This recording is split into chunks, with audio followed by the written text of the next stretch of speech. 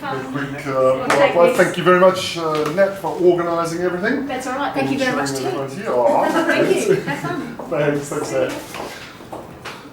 Welcome everyone to this very special evening, an auspicious occasion, the second Manual Therapy Special Interest Group event ever in the world, right here in humble old Adelaide town. What are we beginning tonight with? The question, who here has ever been frustrated with a patient presenting with lateral midfoot pain of some sort? Who's ever had that experience? Yes, and I can tell you that no matter where in the world I ask that question, we all seem to experience some frustrations at some time with this cuboid-related problem. And interesting, the literature itself is frustrated about Cuboid syndrome or giving an appropriate label or title or descriptor to this lateral midfoot trouble. Tonight, what I'm going to do is I'm going to show you an effective assessment and treatment plan that dramatically reduces those frustrations. That's my aim, one of my key aims for is to reduce your frustrations in dealing with this. We have a number of objectives that we're going to get through tonight, and they are, to begin with, first of all, I want you to be able to cite the common biomechanical displacement pattern of the cuboid. Little syllables there. Also, how to assess and diagnose cuboid displacements. Because I'm going to propose to you an idea that the cuboid,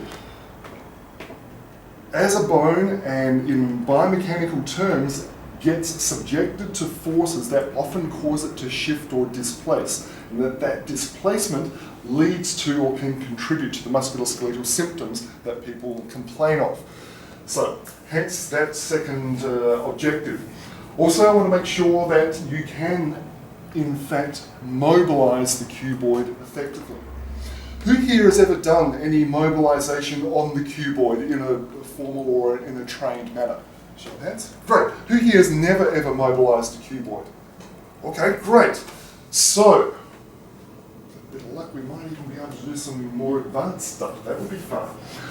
I've also got a bonus outcome for you. And this is actually related to the perennial longus.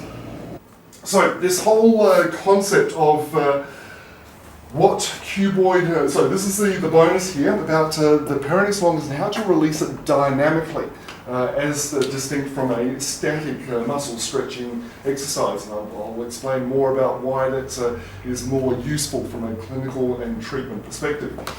All right, so I mentioned about the perennial longus and the cuboid, and the references still, to even with current references, there are references made to Cuboid Syndrome, but it has been well established that there is, Cuboid Syndrome doesn't actually describe, it is not a pathological condition, it's a label. Mark and I were just talking earlier this evening about a case that affected perennial longus tendon, and was more of a tendinitis. Could have been the cuboid, but the cuboid seems to be, cuboid syndrome, an umbrella term, maybe a bit like metatarsalgia. It's not really specific. So from bearing that in mind, what we will need to do is use some rational clinical reasoning so that you can do something practical and useful when you get back into your clinics tomorrow. What I mean by practical and useful is essentially going to be the things what we do here at Foot and Leg Centre, we've been doing for years, and that also students all around the world who I've had the opportunity to teach with will also apply this clinical rational reasoning. And speaking of students around the world, this is a recent workshop that I ran in London. And there was one particular student there who came across from Ireland. Her name was Mary Moore. Can you tell which one's Mary? You want to have a closer look? Any guesses now? Okay, so enough of that. Mary recently sent me an email about a case that was a fabulous result with it. As you can read here, hi Ted, had a very successful resolution of cuboid dislocation. Further discussion, it was probably a subluxation rather than a dislocation. Young footballer's condition puzzled two eminent orthopaedic surgeons. MRI was inconclusive, young man had 2-year history, so it's a chronic problem. In the end, took up boxing because there were no symptoms on his feet when he was on his toes. Luckily, a podiatrist in Cork referred him to me. And then after 2 sessions of FMT, foot mobilization therapies, including cuboid manipulations, his pain has gone and posture returned. Foot posture had completely returned. And then in that subtle English manner, naturally, I was delighted. Well, naturally, I am delighted. Which is diplomacy speak for what? Are you going to tell? Now, naturally, I'm delighted. It's also translated as, awesome! Oh. I think it is, and certainly Mary did as well. Thank you so much for teaching me such invaluable skills. So anyway, but essentially those frustrations or difficulties or resistant stuck cuboids or lateral beam problems that we experience, that's my goal, is to make sure that we get you well-resourced and able to deal with that. And the great news is that everything as far as, and I actually love the cuboid because it is a spectacularly responsive part of the foot. And what I'm going to show and go through tonight, the good thing is it's all learnable. It's not anything mysterious, it's very much learnable if you know what to do and how to specifically assess and treat it accordingly. That's what tonight's session is going to be about. First key though comes down to the diagnosis. So we're going to get clear on what it is we're actually dealing with. So the label Cuboid Syndrome, it's a misnomer, but I think whenever someone has a patient that's presented with lateral midfoot pain, we might jump into using that label of Cuboid Syndrome. What is clear though is the literature has a strong agreement that cuboid-related symptoms are musculoskeletal compensations coming from a disruption of the arthrokinematics of the calcaneocuboid joint. So in summary, it means disruption of the arthrokinematics of the calcaneocuboid joint, meaning the joint's not working properly. So something's going on there interfering with the mechanics of what is happening around the calcaneocuboid joint. What we're going to do, first of all, and this is what we're going to focus on, but I know as clinicians we need to be mindful of a clearly differentially diagnosing the other problems that can occur. Alright, so you'll see here on the screen we've got, it could be a dislocation or fracture of the cuboid, calcaneus, or the 4th or 5th metatarsals. What would be the clinical presentations of a potential dislocation or fracture of these joints? Unable to weight bear? Probably, yes, highly likely. Great. What else? What would we see? What would we notice? What would we observe? Swelling. Swelling? Yes. Bruising? Yep. What else? Night pain. Say again? Night pain. Night pain? Yeah, I'd even go to pain. It would hurt. That would be good. What else? Another key factor. There's likely to be some history of trauma and event. Something happened. So this is just part of our clinical skills of taking a good history. And our view here at Foot and Leg, and it should be your view as well, but particularly if you're doing manual therapeutic treatment options, anything that presents painful to touch, swollen, inflamed, you have to assume it's a fracture until proven otherwise. I remember one of my great mentors early on always saying, Ted, don't create a joint where there's not supposed to be a joint. And if you've got a fracture and you try mobilising or manipulating it, you run that risk. So wise words, take note. Coalitions that can occur between the calcaneus and the navicular, and also the calcaneus. So we've got literally the lateral part of the navicular and the calcaneus. There can be coalitions there, or between the calcaneus and the cuboid themselves. Perennial or extensor digitorum brevis tendinopathies. Where is the extensor digitorum brevis? Where does it originate?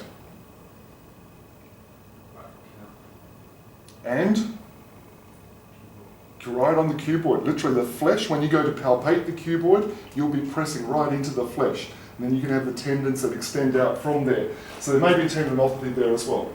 Plantar fasciitis, sinus tarsi syndrome, gout, neuropathy, nerve impingements. So these are just worth noting as far as differential diagnoses that can contribute to lateral midfoot pain. Now,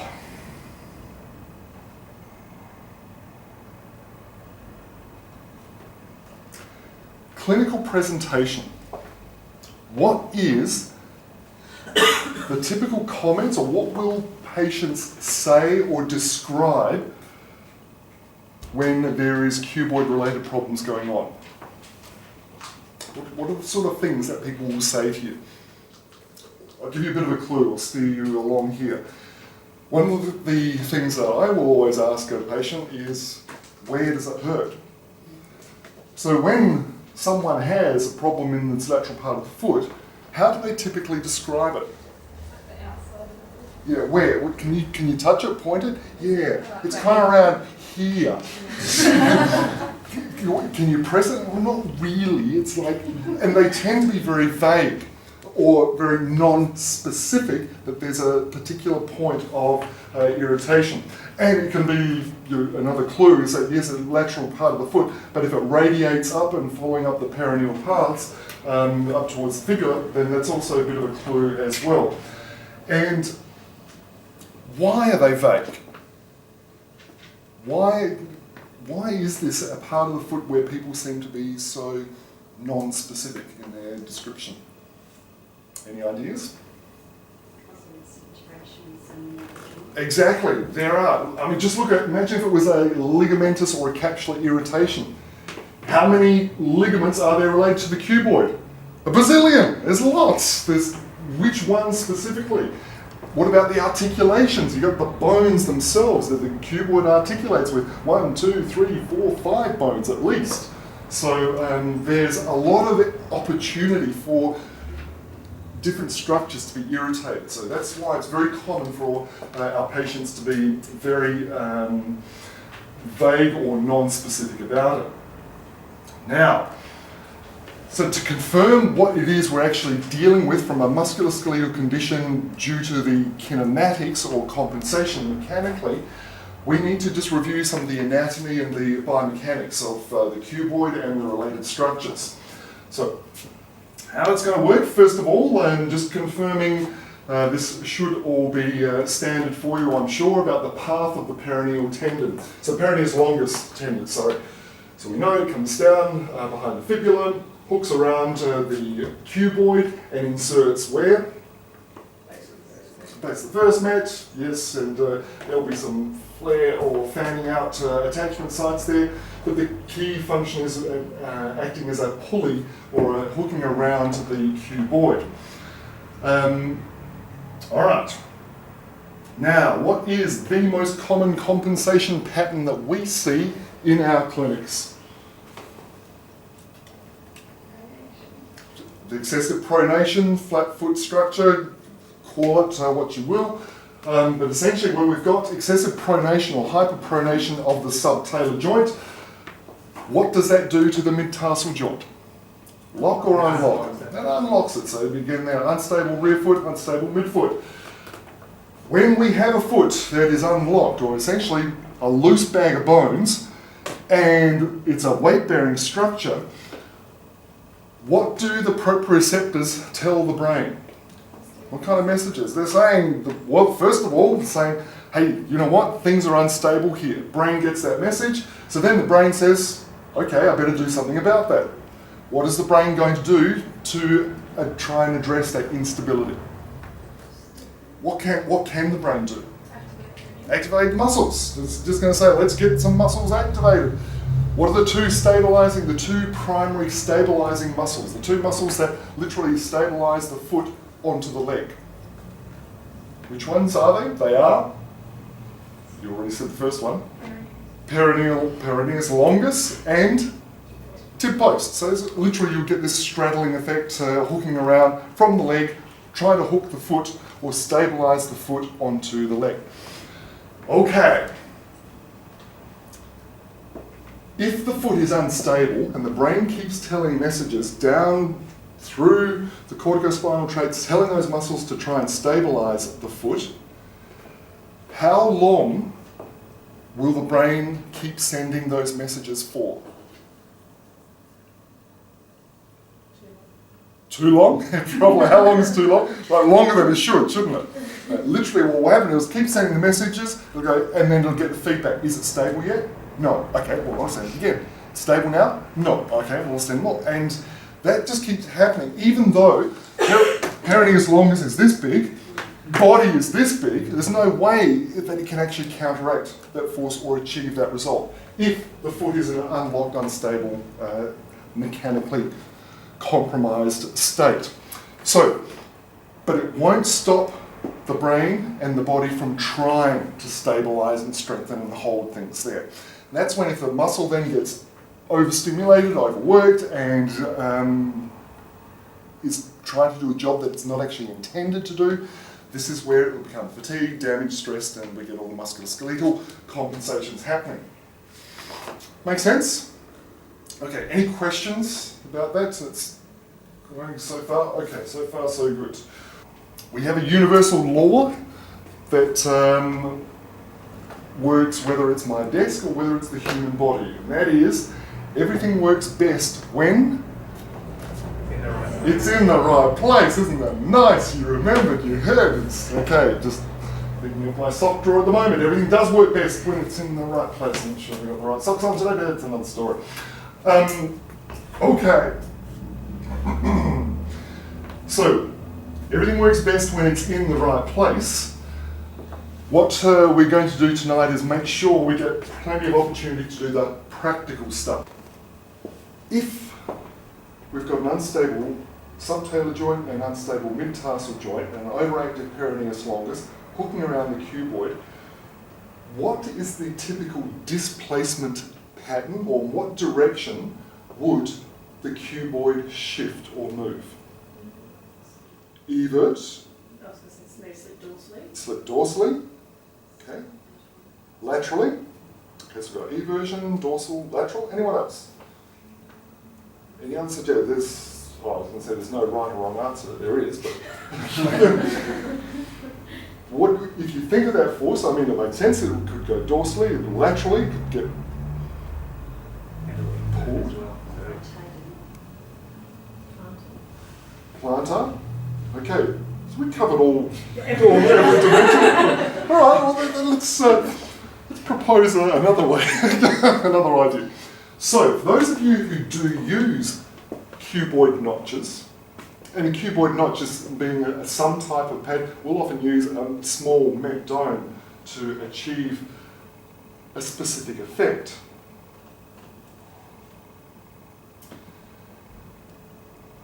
But before I can explain that, we've got to be clear and on the same page as to the typical displacement pattern.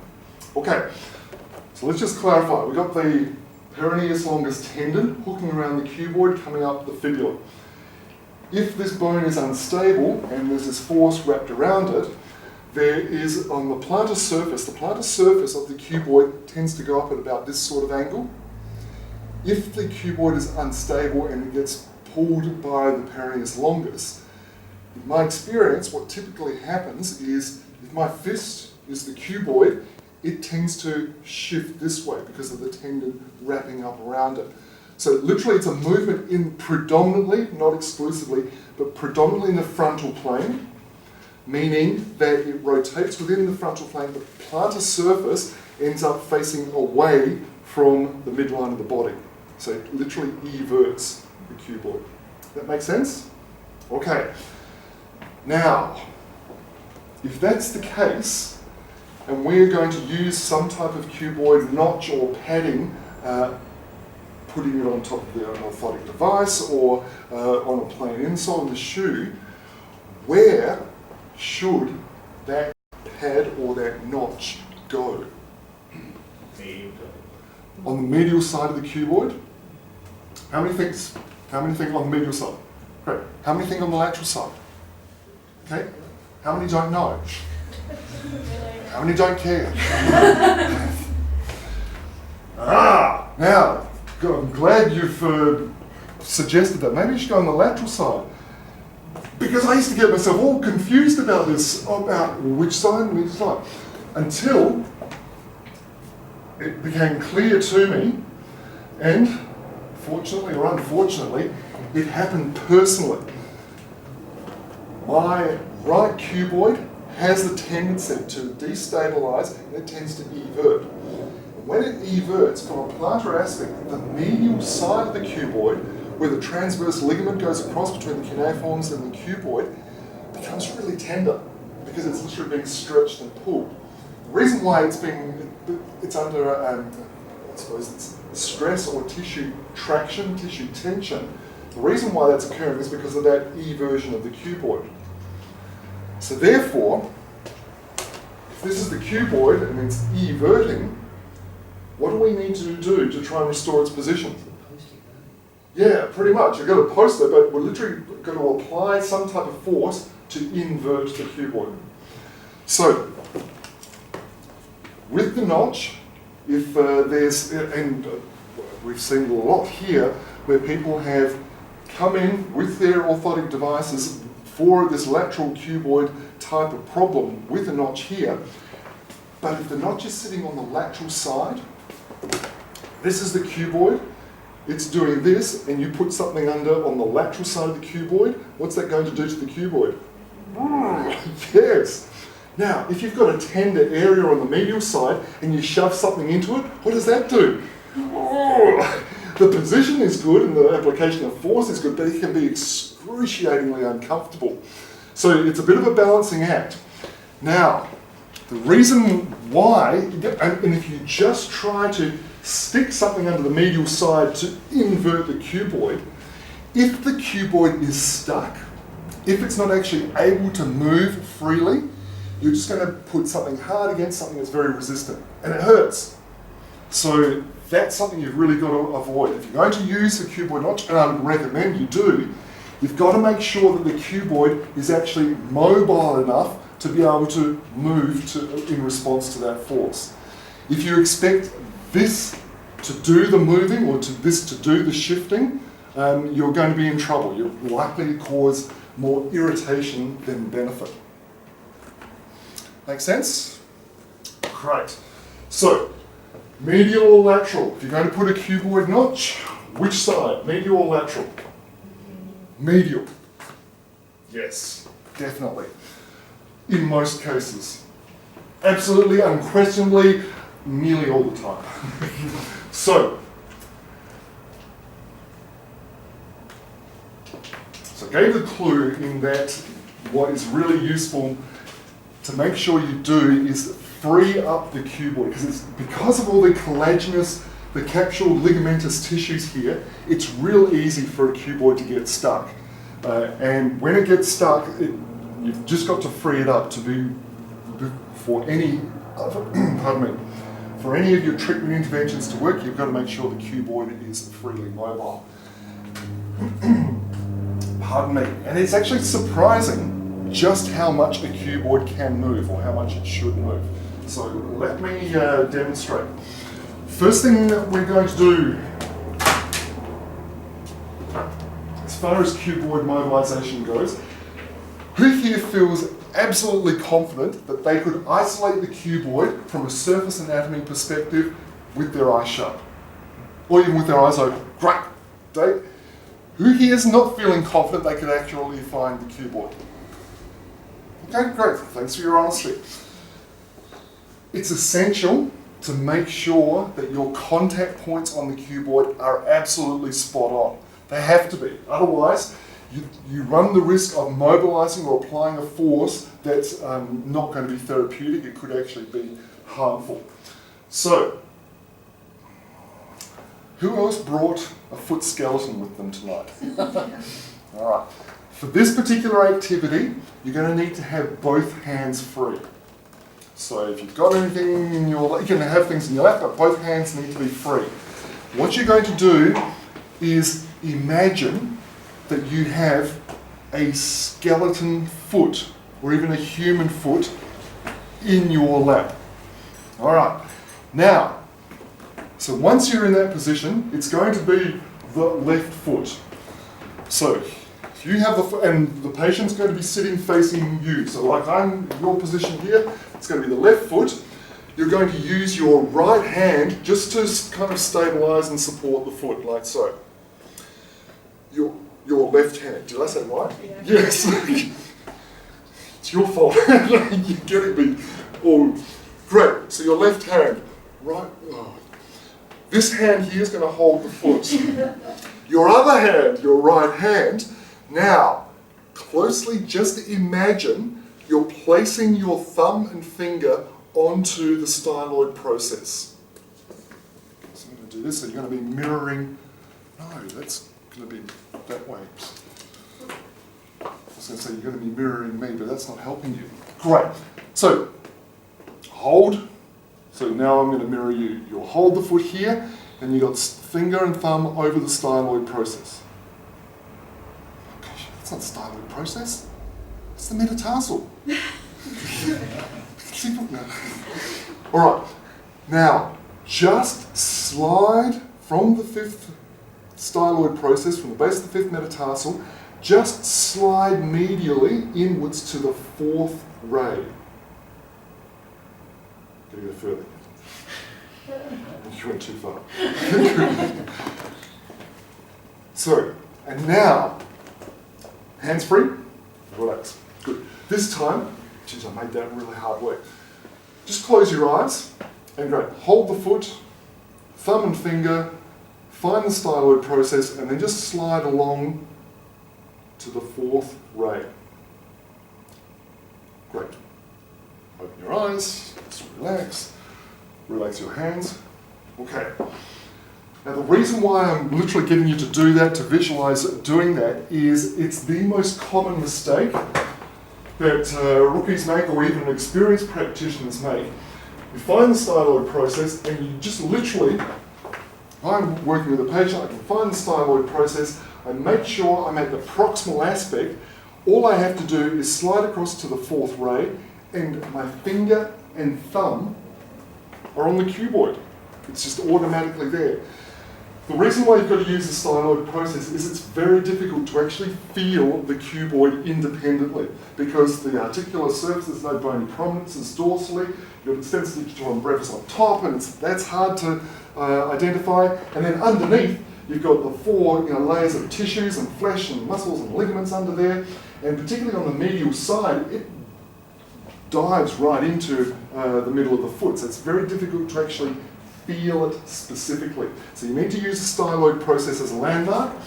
Make sure you're right at the proximal aspect, and then slide straight across. Here, place the styloid process, and right at the proximal aspect, and slide straight across. Common rookie mistake is people slide in but they go too distally instead of straight across to the middle of the foot.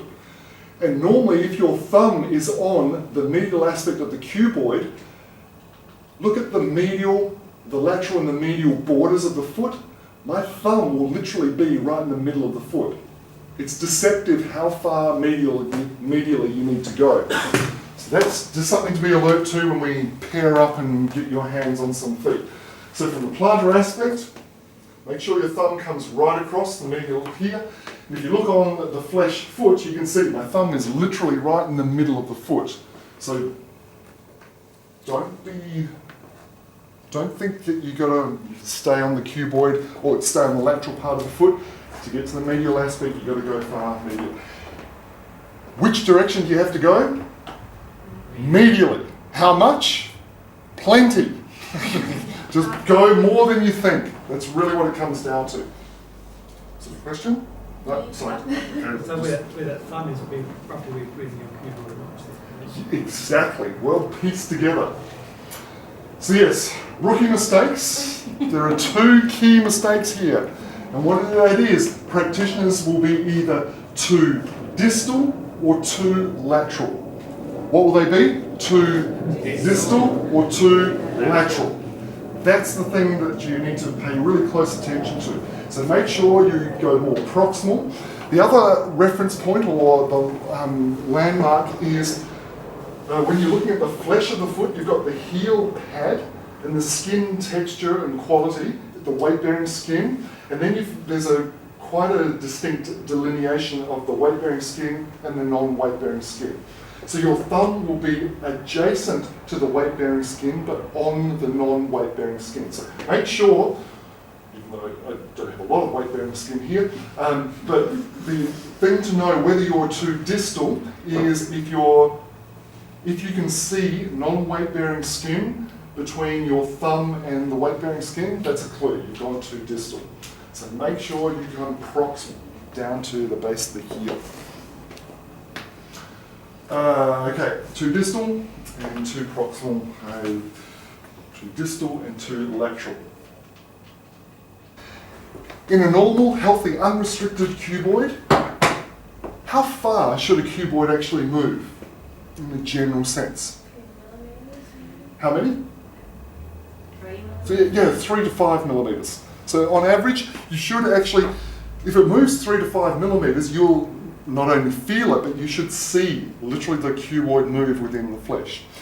And if you apply a force and it doesn't move and the patient is squirming, then there's a fair chance you get a stuck cuboid and probably a trigger point on those plantar tissues as well. So if you have a sensitive area there and you're pushing into it and it hurts, what do you need to do?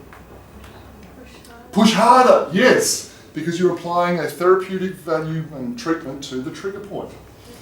So then that's going to be pushing, holding, and maintaining for probably somewhere in the order of 10 to 12 seconds. So different from a mobilization effect, but first thing is it tells you you're on the right point. So the second thing you need to be mindful of is... Ted, if you say initially you're doing that push, 1, 2, 3. Yes. But if you start, you're going to be pushing for 10 seconds. Okay, no, you're still going to do the push, 2, 3, release, 2, 3, and push. So you'll keep applying that. You'll do that 3 times. If there's no sign of movement, you do it another 3 times, up to 6 repetitions. That's the mobilization approach. If you've got a trigger point there, then a trigger point is so literally clamp, hold for 10 to 12 seconds as one solid routine. But literally with mobilization repetitions, it's in multiples of 3. So you'll do 3, and if it moves within 3 or up after 3 mobilizations, job done. But if it's not moving or moving very little, then do another 3 up to 6 repetitions. That's what you'll be aiming for. Okay, so finding the styloid process, then making sure I'm right at the proximal aspect, and then I'm going to just slide across, straight across here. Remember the weight-bearing skin. Is there any weight-bearing skin visible between my thumb and Katie's heel? No. See the non-weight-bearing skin? Her weight-bearing skin ends about there, and I'm right. Beautiful. Okay. Any questions about that? All right. So that's going to be the technique that we will try here. And if you're the patient, you be the coach. So give the feedback on, I didn't ask you, was there any tenderness in the plantar aspect? Yeah, there was. Yeah, okay. Not a lot, but... Yeah. But some. You could feel a difference between the 2 feet. Okay, so that kind of feedback you want to get, and your job as a practitioner is to see if you can feel those differences. The other thing to be mindful of is, and I highly recommend that when you're mobilizing it, just close your eyes and determine if you can actually feel the cuboid moving just with your, because we're visually dominant a lot of the times, and that can be distracting. So if you close your eyes and really notice if you can feel the cuboid moving within the foot, that will be a really useful exercise for you. Great. All right. Find some feet. Find a body. Let's spread out through the room. Oh, yes. Perfect. That's encouraging. So that means I might have known what I was talking about. Reassurance. Thank you, Haley. Fabulous. Good. What happened when you weren't... What differences did you notice when you were more lateral or more distal? When you were more lateral, you didn't have as much momentum or much leverage, so you couldn't rotate as well. Okay, yeah, so exactly, and that's to make, not only to enable the cuboid to move, but it makes your job easier. And it's just, yes. One of the things about manual therapies and with mobilizations, there's pretty much a standard rule in that if it doesn't feel right, it's usually not. So it's a matter of getting you as a practitioner and also the foot and the patient lined up so that you can apply the force effectively. And it should be reasonably comfortable and ergonomic when it's done well. Good observation. What else? What else did you notice? What surprised you, if anything? I just found it a lot easier with my right hand than with Uh-huh. my left. Are you left-handed or right-handed? I'm right-handed. You're right-handed, okay. But there's not how thumb action like rests on the right foot. It feels a bit different. Yes. So there's certainly, as far as manual therapy treatments go, being ambidextrous is a real advantage. And again, it's a learnable, practicable skill. So you've got to practice it to develop those abilities on both sides. Good observation. Cool. Anyone else? Anything else? It's a bit easier, the foot heel supported on the end of the bed rather than hanging off the neck. Oh, great distinction. I didn't mention that. You need to have the foot on, yes, the actual table, because you're right, then when it's supported, and you've got to do all the stabilizing. So you use the resources of the table and gravity to your advantage. Yeah, good distinction there, Michael. Well done. Good. Anything else? Anyone else? Okay. So then,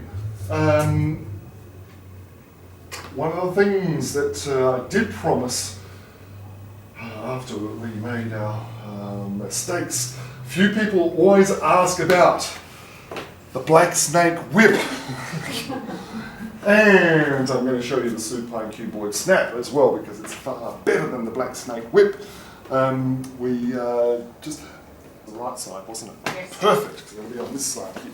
Great. So face down, feet are just going to hang over the edge. Yep. Rest your chin on your hands like that. All right. Now I'm just going to do a little bit of checking here first of all. Oh, yes, right.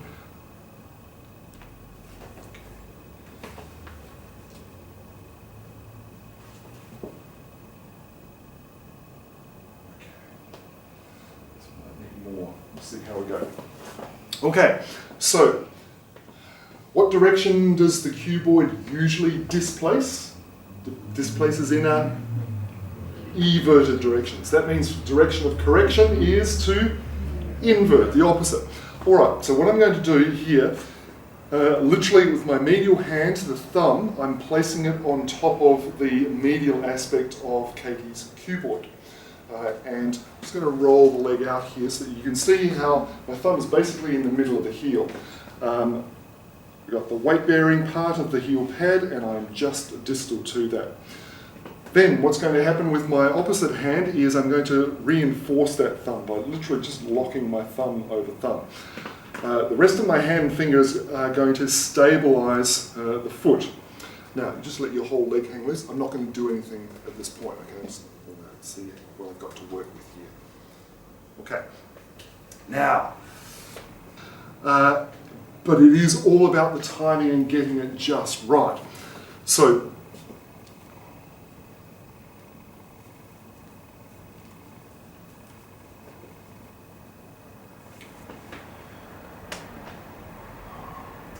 oh, okay. Right, just one moment here.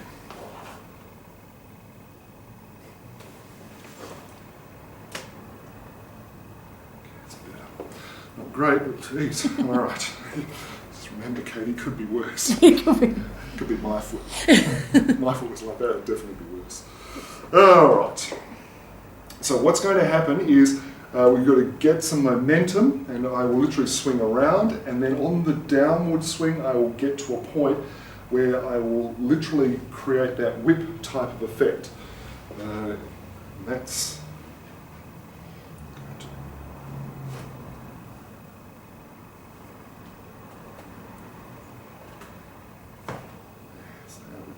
good. And that's, it doesn't take a lot of force, but it's all about the timing of getting it just in the right position. Now, this technique, I don't like teaching it particularly because it's very difficult to stabilise and apply the force for people who particularly are in a learning stage of their professional development. So, you can ease up from there for me, please. This time, Ali, I'm going to use you. So if I was going to do a similar effect in trying to invert or apply a manipulative force to invert the cuboid, my preference is the second one, the supine cuboid snap. Yeah, great question. Because the term manipulation, kind of has a bit of baggage with it. And where manipulation does have some high risks is when you're doing cervical adjustment in the neck, where you've got the literally the arteries going up into the brain. And that's where the accidents and damages can occur. When we're dealing with the foot, the ankle, the knee, we're dealing with joints that have incredibly strong capsules, collagenous, ligamentous tissues. The amount of force that's required to actually cause damage there is, for you guys, it's been next to impossible. Obviously with me, with my massive upper body strength and build, I can generate that kind of force. Might have a few people, isn't it? Might have, yeah. Obviously, every treatment has a risk of some degree, but the good thing about foot and ankle is that we're dealing with such strong structures that are designed to withstand multiples of body weight. It is actually very difficult to cause harm if you don't do things properly, or yes, there's risks there, but very low, I have to say, in short answer to that. Okay, so, we're going for time. Let's just throw in this one because I promised you would. What's the typical perennial stretch that you would use? And because of the nature of the perennius longus hooking around the cuboid, stretching, releasing perennius longus is an important part that you want to combine with your treatment. How many of you would do a perennius longus stretch like this, of some sort? Okay. How many would do a different version?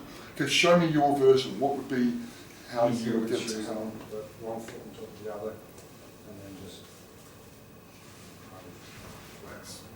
Great. Good. so you get the inversion and not pulling away the same. Perfect. So the advantage of what Dave is demonstrating there is the more dynamic. It's actually stretching the muscle in the direction that it's actually used. Because it's one thing here, not many people will get around walking, running or jogging with their foot bent over their knee. Yeah. So it isolates it can stretch the muscle, but the difficulty with that, the dynamic stretching, so assuming the position that the muscle actually is working in its real live active state, is better because it actually prepares the muscle for optimal activation. And this is just quoting here from friend and colleague Simon Bartol, because he was in Townsville last year. We were having a great discussion about different stretching techniques, and he's a very, very strong supporter, and the evidence is overwhelming now that dynamic stretching is better because it prepares the muscle for optimal activation, increases active flexibility, meaning flexibility in the actual position that the body is using that muscle. Because this is what I was always doing, and I was not aware of the benefits of dynamic stretching. Interestingly too, there's also now evidence showing that the static stretching can actually inhibit muscles to fire correctly. It upsets their firing pattern.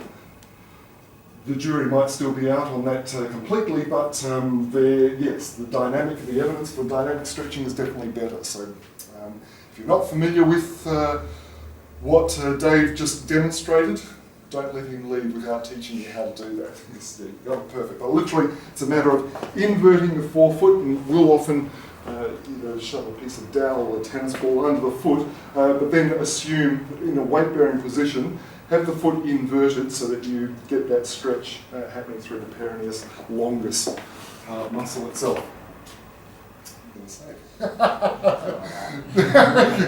Nice work, well done. Excellent. All right, well thank you very much for your attendance, your attention, your interest. Really great to have you along here tonight, and you all have my email address, so if there's any other questions that come up, particularly on the drive home, because that's when all the questions always come up, please, yes, let me know. But no, thank you. I hope you will help more cuboids when you get back to work tomorrow. Yay. Thank you.